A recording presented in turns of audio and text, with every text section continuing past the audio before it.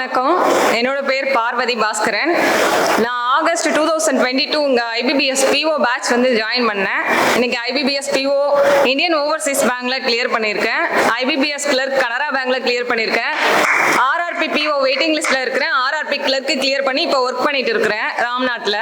இந்த வெற்றிக்கு நான் என் பேரண்ட்ஸ்க்கு, அப்புறம் என் அக்கா, மாமா, தம்பி, அப்புறம் என்னோட பெஸ்டி செல்விக்கு நான் ரொம்பவே தேங்க்ஸ் சொல்லிக்கிறேன். என் தம்பி போன ஆர்ஆர்பி கிளர்க்கு நான் அச்சீவர்ஸ் மீட்க்கு வரும்போதே என் கூட வந்தான். இப்போ அவன் இங்க சுரேஷ் அகாடமிலேயே ஜாயின் பண்ணிட்டான். அந்த டைம் எங்களை பார்த்து இன்ஸ்பயர் ஆகி இப்போ அவன் இங்க ஜாயின் பண்ணியிருக்கான். நான் போன வருஷம் இந்நேரம் அவனை சொன்னேன், இன்ஜினியரிங் முடிக்கும் போது வேலை தேடி அலைஞ்சான். நான் சொன்னேன், டே வாடா அக்காவுக்கு துணைக்கு வந்து சுரேஷ்ல ஜாயின் பண்ணு அப்படின்னேன். ஃபர்ஸ்ட் நீ ஒரு எக்ஸாம் கிளியர் பண்ணு, அதுக்கப்புறம் நான் வந்து ஜாயின் பண்றேன் அப்படின்னு என்ன சொன்னான். அதான் அந்த மூவி டைலாக் சொல்லுவாங்களே, ஜெயிச்சிருவேன் ஜெயிச்சிருவேன் சொன்னா கேட்காது, ஆனா ஜெயிச்சவன் சொன்னாதான் கேட்கும். அது மாதிரி ஜனவரி 1 என்னோட ரிசல்ட் பார்த்ததுமே அவன் இங்க வந்து ஜாயின் பண்ணணும்னே முடிவு பண்ணிட்டான். இப்போ அவன் எஸ்ஐ கிளாஸ் இங்க ஜாயின் பண்ணியிருக்கான். அப்புறம் நான் இந்த அகாடமில எனக்கு ஃபீஸ் பே பண்ணது எல்லாமே அக்காவும் மாமாவும் தான். அவங்களுக்கு ரொம்ப தேங்க்ஸ் சொல்லிக்கிறேன். அப்புறம் அப்பா வந்து ஒரு சாதாரண ஜவுளி வியாபாரி தான். ஆனா எங்க 3 பேருமே ரொம்ப நல்லா படிக்க வச்சாங்க. அக்கா வந்து எம்எஸ்சி, எம்ஃபில், எம்எட், அப்புறம் நான் இன்ஜினியரிங், தம்பியுமே இன்ஜினியரிங் தான். யார்ட்டுமே இது வரைக்கும் 10 பைசா கூட எங்க அப்பா கடனே கேட்டதே கிடையாது. அந்த ஒரு வேலை பார்த்து படிக்க வச்சாங்க. இப்பவும் என் ஃப்ரெண்ட்ஸ் கேட்பாங்க, நீ வேலைக்கு போய் சேலரி வாங்குற, ஏன் உங்க அப்பா வேலையை விட மாட்டாங்க அப்படி சொல்லி கேட்பாங்க. ஆனா இப்பவுமே அப்பா டெய்லி வேலைக்கு போயிட்டு தான் இருக்காங்க. சொல்லியும் கேட்க மாட்டாங்க. சரி நான் இருக்கிற வரை கொஞ்ச நாளுக்கு பாடுபட்டுக்கிறேன் அப்படி சொல்லிட்டு வேலைக்கு போயிட்டு தான் இருக்காங்க. நான் மார்ச் 10 வந்து ராம்நாட்ல ஜாயின் பண்ணேன் கிளர்க்கா. நான் மார்ச் 10 ஜாயின் பண்ணியிருக்கேன். மார்ச் 22 என் அக்கௌண்ட்ல வந்து சேலரி கிரெடிட்டட்னு சொல்லி வந்தது. ஜஸ்ட் 12 டேஸ்ல நான் சேலரி வாங்கிட்டேன். உண்மையா சொல்லணும்னா அந்த மெசேஜை விட பெரிய மெசேஜ் என் மொபைல்ல நான் எதையுமே பார்த்துருக்க முடியாதுன்னு நான் நினைக்கிறேன். அவ்வளோ ஹாப்பியா இருந்தது. நான் ஏப்ரல் 1 ரிசல்ட் பார்த்தது என் ஆஃபீஸ்ல வச்சு பார்த்தேன். ரெண்டுமே Canara bank clerk, IOB PO கிடைச்சிருக்கு.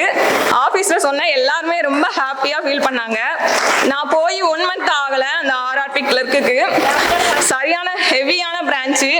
ஒர்க் பார்த்தீங்கன்னா அவ்வளோ இருக்கும், பப்ளிக்கா மேனேஜே பண்ண முடியாது. அந்த அளவுக்கு ஒரு எல்லாருமே சொல்லுவாங்க, ராம்நாடு மெயின் பிரான்ச்ல ஒர்க் பண்ணிட்டுனா அதுக்கப்புறம் எந்த பிரான்ச்சையும் சமாளிச்சிடலாம்னு சொல்லுவாங்க. அந்த அளவுக்கு ஃபர்ஸ்ட் போஸ்டிங்கே ஒரு பெரிய பிரான்ச்ல போட்டாங்க. இங்கிட்ட இருந்து லோன் டாக்குமெண்ட் வரும், கஸ்டமரை சமாளிக்கணும், பப்ளிக் வவுச்சர் போட்டு கொடுக்கணும், இதுல மெசஞ்சர் அக்கா வந்து ஒர்க் கொடுப்பாங்க, எல்லாத்தையுமே ஃபேஸ் பண்ணுவேன். அந்த சார் என்கிட்ட சொல்லுவாங்க, அங்க உள்ளவங்க, ஒரு மாசத்துல ஒரு ஸ்டாப், அதாவது ப்ரெஷரா வரவங்க கத்துக்கிறத விட நீங்க அதிகமா ஒர்க் பண்றீங்க. ஒரு நல்ல ஸ்டாப்பை எங்க பேங்க் வந்து மிஸ் பண்ணுது நீங்க ஐஓபி போயிட்டீங்கன்னா அப்படி சொன்னாங்க. அதை விட எனக்கு பெரிய ஹாப்பினஸ் எதுவுமே இல்லை அந்த ஆஃபீஸ்ல ஒர்க் பண்றது. அப்புறம் என்னோட பெஸ்டி, அவளை நான் போன இதுலயும் சொல்லலை சரியா. எப்படி சொல்லணும், என்கிட்ட மணி இல்லாத டைம் கூட எங்க என்ன ஷாப்பிங் போனாலுமே அவ தான் எனக்கு எல்லா திங்ஸுமே வாங்கி கொடுப்பா. செல்வி அவ போன சக்சஸ் மீட்க்கு வந்தா. அன்பார்ச்சுனேட்லி இதுக்கு வர முடியல. அவளுக்கு ரொம்பவே நான் தேங்க்ஸ் சொல்லிக்கிறேன். அப்புறம் வந்து சுரேஷ் அகாடமிக்கு நான் ரொம்ப தேங்க் பண்ணணும். உண்மையா சொல்லணும்னா ஒரு அகாடமி வந்து குறிப்பிட்ட காலம் இவ்வளவுதான், இந்த பீஸ்க்கு இவ்வளவு நாள் படிச்சுக்கோங்க அப்படிங்கிற மாதிரி தான் சொல்லுவாங்க. ஆனா பாஸ் ஆகி ஒரு இன்டர்வியூ அட்டென்ட் பண்ணி லாஸ்ட் அப்பாயின்மெண்ட் வாங்குற வரை கூட இருந்து சப்போர்ட் பண்றாங்க. ஒரே டைம் தான் பீஸ் கட்டணும். நான் 2 இயர்ஸா ப்ரிப்பேர் பண்ணேன். இது என்னோட 3rd அட்டெம்ப்ட்ல தான் நான் இந்த எக்ஸாம்ஸ் எல்லாமே கிளியர் பண்ணேன். போன வருஷம் எல்லாமே ஃபெயிலியர்னு பார்த்தேன், இந்த வருஷம் எல்லாமே சக்சஸ். என் தம்பி சொல்லுவான், 4 எக்ஸாம் கிளியர் பண்ணியிருக்க, 3 பேரோட வேலையை வந்து நீ இது பண்ணிட்ட அப்படி சொல்லுவான். ஆனா எனக்கு தெரியாது, நான் எக்ஸாம் எழுதும் போது ஏதாவது ஒண்ணு கிளர்க்கு கிடைக்காதா அப்படிங்கிற இதுல போய் நான் எழுதின பொண்ணுதான். நான் ஜனவரி 7 வந்து எஸ்பிஐக்கு வந்து லாஸ்ட் டேட் அப்ளை பண்றதுக்கு. ஆர்ஆர்பி ரிசல்ட் பார்த்துட்டு தான் அப்ளை பண்ணணும் அப்படிங்கிற முடிவிலே இருந்தேன். நான் எஸ்பிஐ எந்த எக்ஸாமுமே அப்ளை பண்ணல, கிளர்க்கும் அப்ளை பண்ணல, பிஓவும் அப்ளை பண்ணல.